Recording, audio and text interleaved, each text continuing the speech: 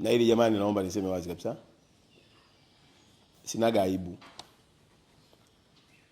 Sinaga nini? Aibu. Afu la pili, sio muoga.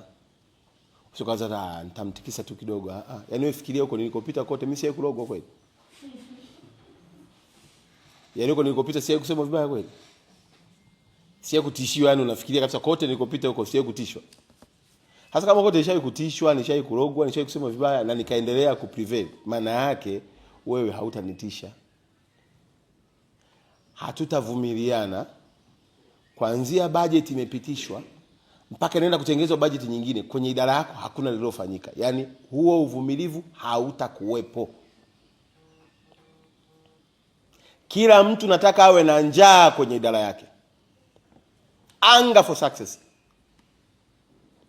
Yaani kila mtu kwenye idara yake ya kwamba liwalo na liwe. Usiende pale sema kwamba unajua alikuja mtu wa idara ya afya ndio kachukua hela. Wewe swala idara ya afya inakuhusu nini wakati wewe ni idara ya maji?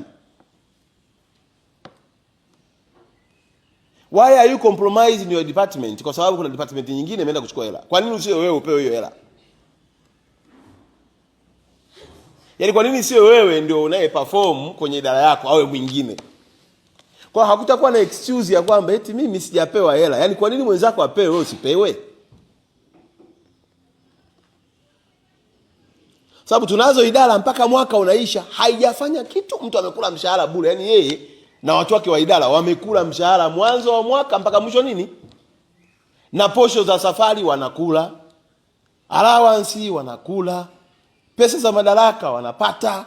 Mwaka unaisha kwenye department yake hakuna jambo lililofanyika. My dear brother and sister, we will not tolerate on that.